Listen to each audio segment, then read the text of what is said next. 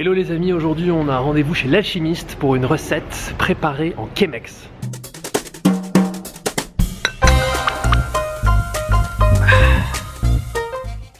Alors l'alchimiste a été créé en 2014. Ce qu'il faut savoir, c'est qu'ils sélectionnent et torréfient eux-mêmes leur café. Et l'espace devant lequel on est, il a ouvert il y a 3 ans, il est en plein cœur de Bordeaux et c'est un espace qui est dédié à la dégustation de leur café. Et c'est là qu'on va faire notre recette. Allez, c'est parti.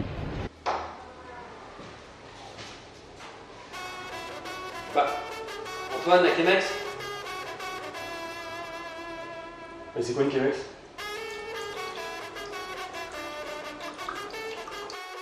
Bon allez, alors trêve de plaisanterie Antoine, on va passer à la recette. Ce qu'il faut savoir, moi c'est ce que j'ai lu ce matin, c'est que ça a été inventé par un Allemand en 1941 qui s'appelle Peter Schlumbaum et on dit modestement de lui que c'est l'inventeur du slow coffee.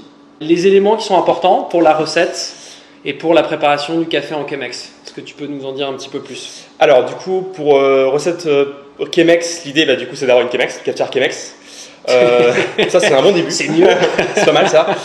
Ensuite, ce qui est très important, c'est d'avoir un filtre Chemex. On a vraiment des filtres qui sont attribués pour cette cafetière précisément. Il y en existe 2 sortes, en tout cas à ma connaissance. Il y a les filtres blancs et les filtres dits naturels. Le plus approprié, je trouve, c'est le filtre blanc. C'est ce qui va donner le moins de goût lors de l'extraction. Là, on va utiliser un café d'Éthiopie, un éthiopien lavé. Chelchele, nom de la ferme, et le district du Yirgacheffe. Une balance, ça c'est hyper important. C'est vraiment, alors après si c'est une balance à la maison qui n'est pas hyper précise, c'est pas trop grave non plus parce qu'encore une fois là l'idée c'est de faire une recette qui est simple avec des ratios qui sont faciles à retenir. Un moulin, si possible. Après si bien sûr il y a toujours moyen d'avoir un café moulu dans la semaine, ça passe très bien aussi. Et de l'eau, alors l'eau c'est un élément important, eau de préférence filtrée, minérale aussi. Voilà, ça c'est ce qu'il y a de mieux parce que l'eau qui est du sort du robinet, ça va être une eau qui va être assez dure. Bien sûr. Du coup, l'extraction va peut-être pas être aussi intéressante qu'avec une eau filtrée ou une eau minérale, quoi. Alors là déjà, on va peser le café. Donc le ratio c'est 30 g de café pour combien d'eau? Pour 500 g d'eau. 500 g d'eau. Alors 30 g de café, 500 g d'eau, c'est un ratio.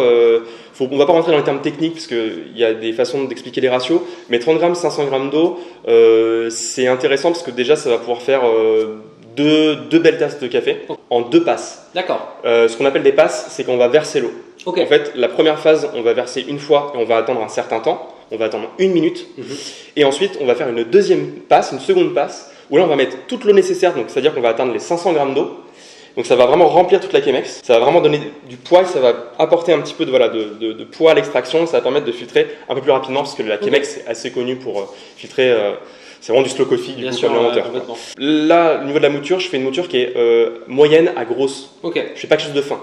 L'idéal, c'est que ça n'excède pas les 6 minutes, 6 minutes 30. Encore une fois, ça c'est pareil, on parle souvent sur internet ou des recettes qui disent voilà, c'est 4 minutes, pas plus. Je vois certaines personnes qui sont là en train de faire leur recette, ils voient que c'est pas encore terminé, ils jettent. Alors qu'en fait, le mieux, c'est tout simplement de laisser extraire, laisser terminer et de goûter, quoi. Le goût, c'est le plus important. Et c'est parti.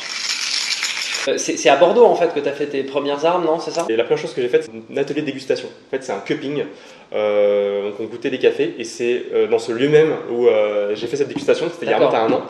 Et c'est la première fois où j'ai rencontré l'alchimiste. Autour d'un atelier de dégustation qu'on fait en fait tous les premiers samedis de mois et c'est encore le cas. D'accord, ok. Et c'est toujours et c'est toujours mon mentor Johan qui le dirige cet atelier de dégustation. Et après cette dégustation, j'ai voulu en faire d'autres. Donc il y avait Pia, torréfacteur Pia à Bordeaux. J'ai rencontré plein de baristas, on a commencé à discuter. Et là, je me suis retrouvé avec plein de matos à la maison et je me suis dit, mais là, je suis en train de faire un coffee shop dans la cuisine, quoi. C'est un truc de fou. Et ma copine est en train de péter un câble en disant, non, mais attends, je veux bien que tu t'intéresses au café, mais en je connais ça. Tu vois. Il faudrait qu'on donne un nom à l'odeur au moment où on est en train de moudre. Ouais, en fait, il y a toujours une odeur qui arrive et ça atteint directement le cœur. C'était la moment émotion. Ah ouais, voilà. On a notre eau qui est chaude, la température est au-dessus de 96 degrés. Il faut que ce soit assez chaud parce que l'extraction va être quand même lente. Un filtre Chemex, ça se présente comme ça. Ils sont pliés de cette manière-là. On va prendre un des bords. Il y aura donc une partie où il y aura donc 3 feuilles et une autre, une seule. On met la partie la plus épaisse sur le bec verseur. Ok. Voilà.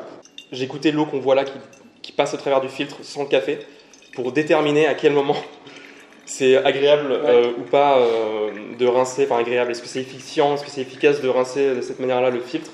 Là, tu vois, j'arrive à 200 grammes, ça suffit. Pour un filtre blanc, ça suffit. Ok. En revanche, j'ai testé avec un filtre brun, naturel. Naturel, ouais. Il faut minimum 600 grammes d'eau. C'est ouais. énorme. Ouais. Et encore 600 grammes d'eau, ça, on a encore le goût de carton mouillé.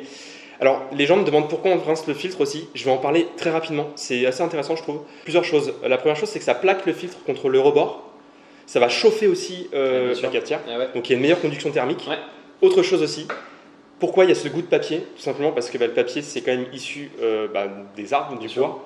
Donc, on se retrouve avec ce qu'on appelle de la lignine, qui est une biomolécule issue du bois, en fait. D'accord. Donc, ok. l'idée, c'est d'éliminer C'est bon ces à savoir, résidus-là. ça. Ouais. D'accord. Je retire le filtre. Ouais. Je vais donc vider l'eau, je vais la jeter. Et c'est parti. On met la mouture. Hop.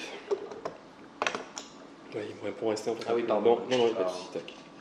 Alors là, je tape sur le côté pour que ça puisse un peu tasser et égaliser, exactement. Égaliser, distribuer la mouture sur le dessus. Là, je vais faire ce qu'on appelle un nid d'oiseau ou un petit puits. On va creuser un petit puits au milieu. Voilà. Hop, à l'aide d'une cuillère ou comme ça. Avec le, voilà, j'ai pris de la cuillère comme ça. Hop. Donc là, ça fait un trou au milieu en fait de la mouture. D'accord. Pourquoi c'est intéressant de faire ça? Ça va permettre de, quand on va verser, on va viser en premier ce puits, en fait, ce petit nid d'oiseau. Et l'idée, c'est qu'en fait, l'eau va tout de suite être en contact avec toute la partie la plus profonde et après pouvoir se diluer de la même manière sur les côtés. Donc là, il faut retarer. Voilà, là, il faut retarer. Ouais. Et là, on lance le chronomètre. Je vais aller jusqu'à 100 grammes d'eau. Voilà. Là, j'y vais assez fort, assez franco.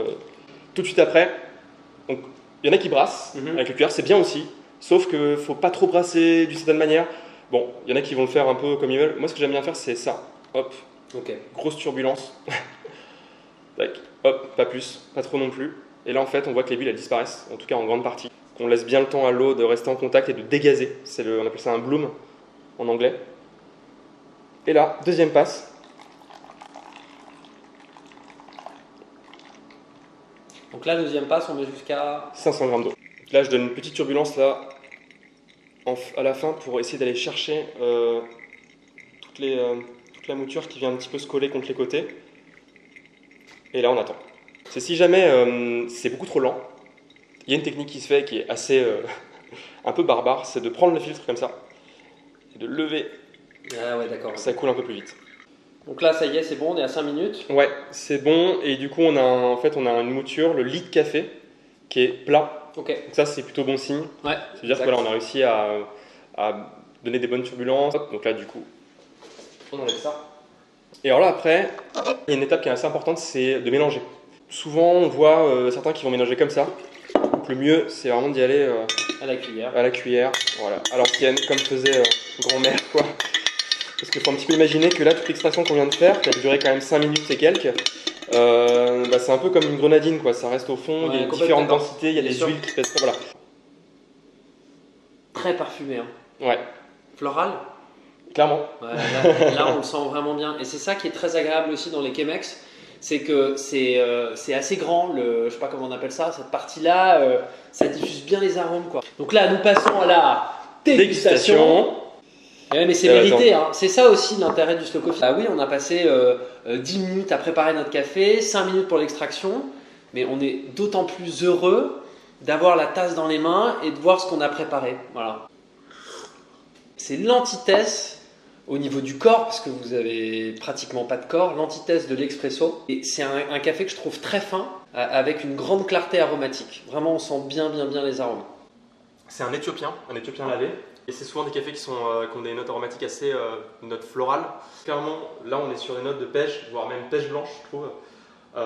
Après, si on sort un petit peu de ces notes aromatiques, c'est un café qui est quand même qui est assez sucré, il y a très peu de corps. Alors, donc, avec la Chemex, c'est assez agréable en bouche. Sûr, ouais. C'est très soyeux aussi.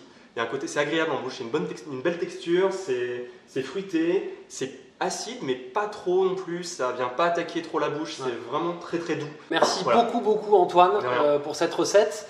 Merci de nous avoir aussi ouvert les portes de l'alchimiste. Tu voulais rajouter quelque chose sur l'alchimiste, sur un des projets? On va ouvrir un coffee shop l'année prochaine, donc en 2020.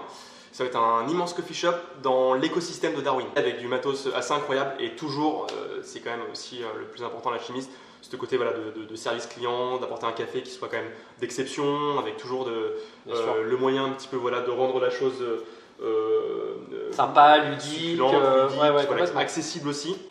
Merci d'avoir regardé cette vidéo. N'hésitez pas à vous abonner, à laisser des commentaires et surtout, n'oubliez pas de prendre du plaisir. À bientôt. Salut!